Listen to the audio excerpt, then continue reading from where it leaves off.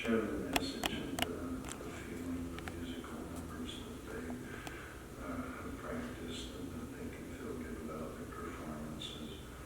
We ask thee to please bless us that we can all be buoyed up with a feeling of happiness as we reflect on the life of Marsha Green. We ask that we can keep these memories and our thoughts of her in our lives as an example to help encourage us to know how to get through difficult times as she did, to know that through our faith in you that there's a better world and place waiting for each of us as we end our lives and our journey here on earth.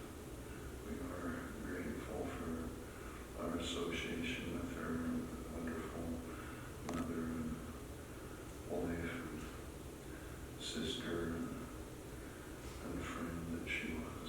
And we say these things in the name of thy Son, Jesus Christ. Amen.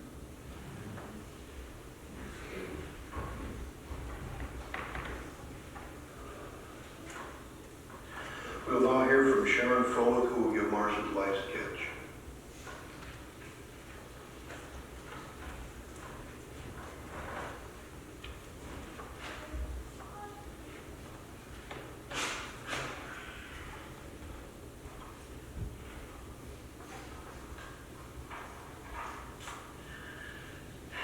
This is speaking to family. Just wonderful.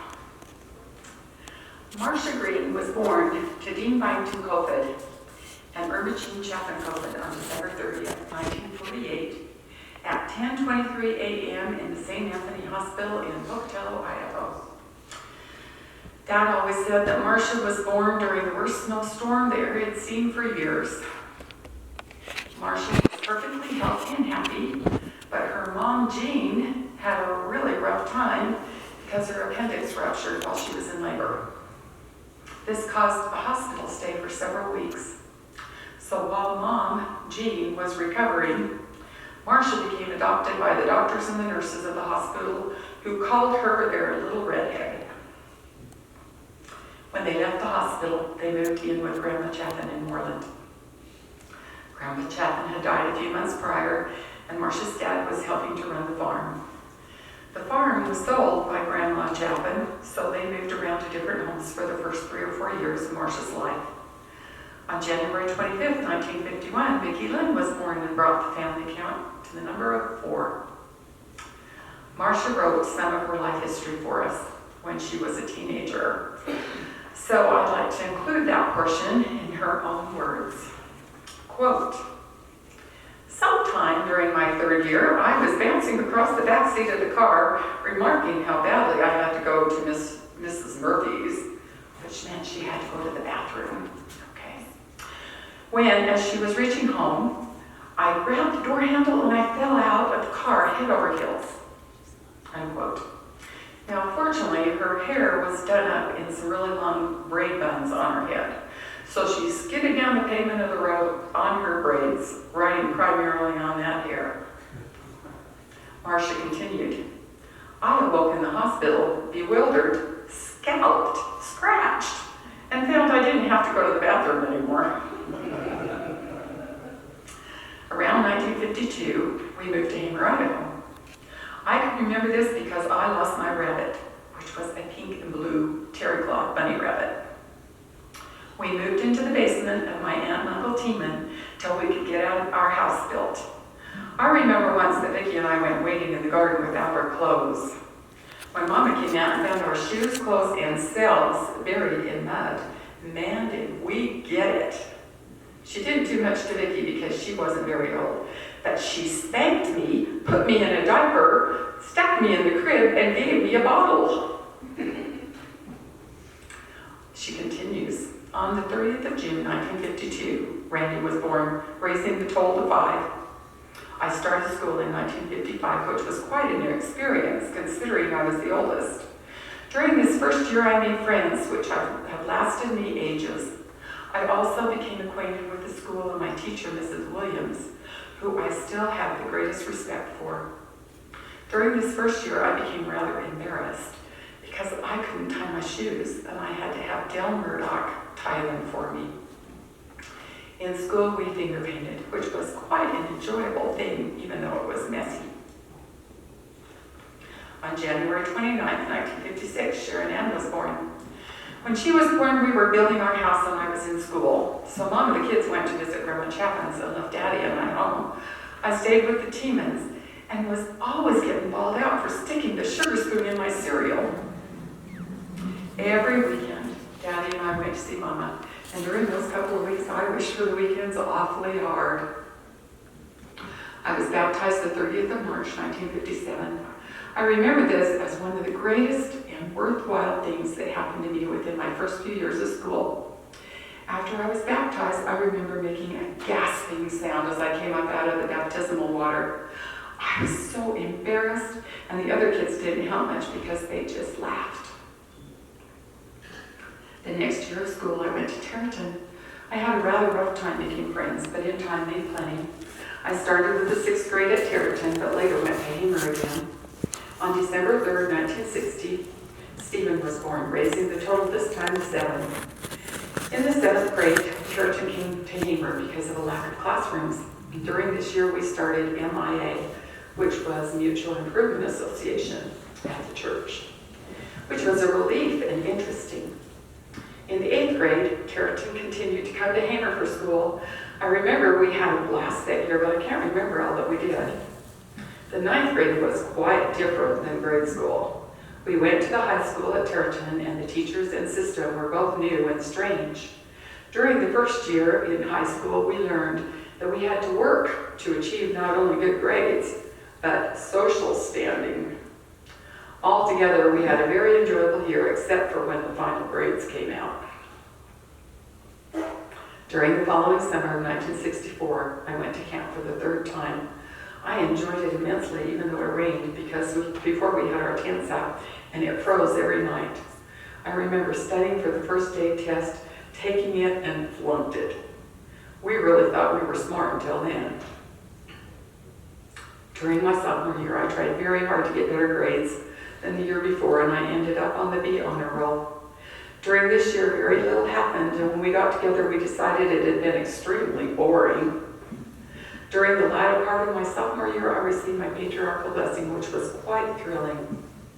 Soon after school ended, I received an assignment teaching the youngest class in Sunday school, which I was very proud and happy about. During the summer, I played on the church YWMIA, which was the Young Women's Mutual Improvement Association, on their baseball team, and made a great move from right field to second base. I returned to camp for another 4 memorable days. This time, Mama went with us as an advisor. She split her finger open and I stepped on a nail, but we still had fun. The 2nd and 3rd nights, we took rocks to bed with us after sticking them in the fire. Those were the warmest nights I'd ever spent at camp. End quote. Marsha's junior and senior years at West Jefferson High School found her involved in home economics, drill team, girls federation, glee, and chorus.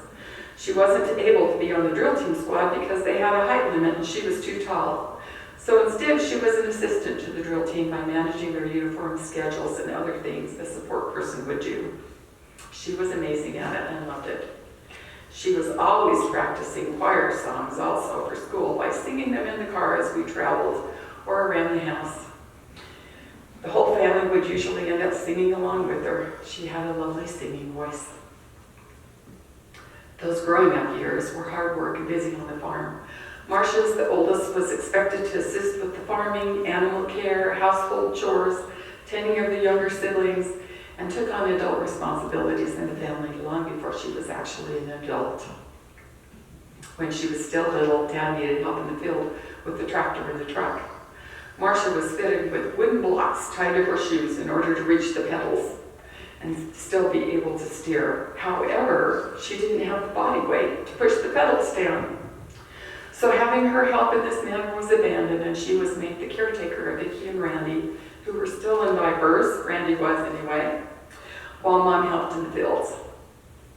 One day, Mom returned to the house, found all three children, Marsha, Vicki, and Randy, fast asleep on the couch with tear-stained faces. They had all cried themselves to sleep. Marsha had her arms encircling Vicki and Randy and was holding them close. Mom returned to the fields, and she informed Dad that she didn't care how it happened. He's going to have to hire a man to work in the fields with him because she needed to be home with the babies. And as time went on, Marsha was still looked to as the oldest, with the most responsibility and helping with everything. Her brothers and sisters learned to take directions, counsel, and assignments from her. Money was extremely tight, so she learned to do without extras and to be very thrifty in all that she did. We had an amazing grandmother, Chaffin, and a mother who was experts in sizing and redesigning hand-me-down clothing from cousins. Fortunately, this kept Marsha and the rest of us in clothing. The first piece of store-bought clothing that Marsha ever received was when she was taken to town to pick out her graduation suits for high school and seminary. She always spoke about how surreal it was to be able to have not just one, but two beautiful suits that were new and only for her. She graduated from West Jefferson High School in Territon, Idaho on May 25th, 1967. One beautiful gift which Marsha's parents provided her and the rest of their children was assistance with their education following high school graduation. She attended Ricks College in Rexburg, Idaho, where she received her associate degree on May 9, 1969. She then moved to Utah, where she attended Brigham Young University from the fall of 1969 to graduation on the 26th of May, 1972. She graduated with bachelor degrees in elementary education and special education. Following graduation, Marsha taught elementary education in the Salt Lake City school system, where she had done her student teaching throughout her degree work with Brigham Young University. One statement she made in one of her journals regarding teaching is, quote, "A great decisive thing occurred to me last night. I really want to teach. I love it, and it's me," end quote. On February 25th of February 1972 in Salt Lake City, Utah, Marsha was blessed with a beautiful baby boy, Timothy David. She continued teaching and provided for her family. She referred to her little family, as the dynamic duo. In the fall of 1974, Marsha and Tim moved back to the family farm in Territon, Idaho, with Grandpa and Grandma Kofod, as she had been recruited to teach the special needs elementary school students in Manan, Idaho. The farm was a great playground for Tim while Marsha worked. He was a constant shout-out to his Uncle Robert and his Grandpa Dean. Later, Marsha found an apartment in Idaho Falls, Idaho, and relocated there while continuing to teach. In January of 1977, she met and fell in love with a handsome Navy man named William Red Green, who was in training at the Naval Nuclear Facility at the INEL, which was then called the Idaho Nuclear Engineering Laboratory in Arco, Idaho. On April 29, 1977, they were married in San Diego, California. A transfer came to Bill shortly thereafter, so in June of 1977, their little family moved to Charleston, South Carolina. On October 26, 1977, Wendy Ann Green was born. Their family was now complete. Over the next couple of years, Bill was deployed on nuclear submarines for weeks at a time. Marsha was employed as a reading teacher. She worked as a teacher and cared for Tim and Wendy while they waited for Bill to return home on leave. A new transfer moved the family across country to the West Coast at Bremerton, Washington in June of 1979. Bill continued to be deployed on nuclear submarines for extended periods. A few months after moving to Washington in January 1980, Marsha suffered a stroke. Since Bill was at sea so much, Marsha, Tim, and Wendy moved home to the farm in Territon, Idaho, so Grandpa and Grandma Kofod could assist them while Marsha recovered. With a great deal of hard work and therapy, Marsha regained her speech, mobility, memory, and function. Her determination, love of family, faith, and desire to not let adversity keep her down were instrumental in her recovery. After 6 years and with an E6 ranking, Bill retired from the Navy. He He accepted a job in the public sector and moved his little family to Kennewick, Washington in June of 1981. Bill worked at the Fastplex test facility and Marsha began substitute teaching. In May of 1982, they moved to Tumwater, Washington, for Bill to work with WPPSS. Marsha again worked as a substitute teacher. Their final move as a family happened in November of 1984 when they moved to the Tri-Cities area of Washington to Kennewick, Washington. Bill continued working for WPPSS and Marsha began teaching as a special education teacher for the Richland School District. Marsha worked for the Richland School District from 1984 to 2013, primarily teaching third grade until her retirement. Her time teaching there was around 30 years, but looking back from the time she began student teaching in 1970 to her retirement in 2013, except for a couple of years when she didn't work, Marsha taught and molded young minds for more than 40 years. As she often said, teaching is my calling, and I love it. On November 16, 1993, Bill and Marsha divorced. However, they both remained mutually supportive of one another, their children and grandchildren, throughout the remainder of Marsha's life. While Marsha loved teaching, her greatest accomplishment and joy were her children, Tim and Wendy. They both accomplished wonderful goals in their lives, of which she was extremely proud. Tim graduated from West Jefferson High School at Tarleton, Idaho in 1991. He joined the Navy that same year as a yeoman. He served in the Navy until 1996, when with the rank of E5, he was discharged. He chose to attend the Utah Police Academy for his next career move, and in March of 1998 began working for the Utah Department of Corrections and Probation and Parole. Also in 1998, on March 21st, Tim married his sweetheart, Christina Harding. Marsha was so overjoyed with this wonderful, talented, and thoughtful woman that Tim chose for his bride. Later, they welcomed two active, independent, and strong sons to their family, Stetson on May 25th, 2001, and Austin on April 1st, 2004. Being a grandma was another highlight in Marsha's life. She loved those grandsons, always cheering for their accomplishments and smiling at their mischievous independence and loving them with all her heart. After working 20 years with probation and parole, Tim retired in 2018, and after a year of working at other jobs, he returned working for the state of Utah in 2019. His mom was always extremely proud of her son for the son, man, husband, and father that he became and is. Wendy graduated from Chemican High School in Kennewick, Washington in 1996.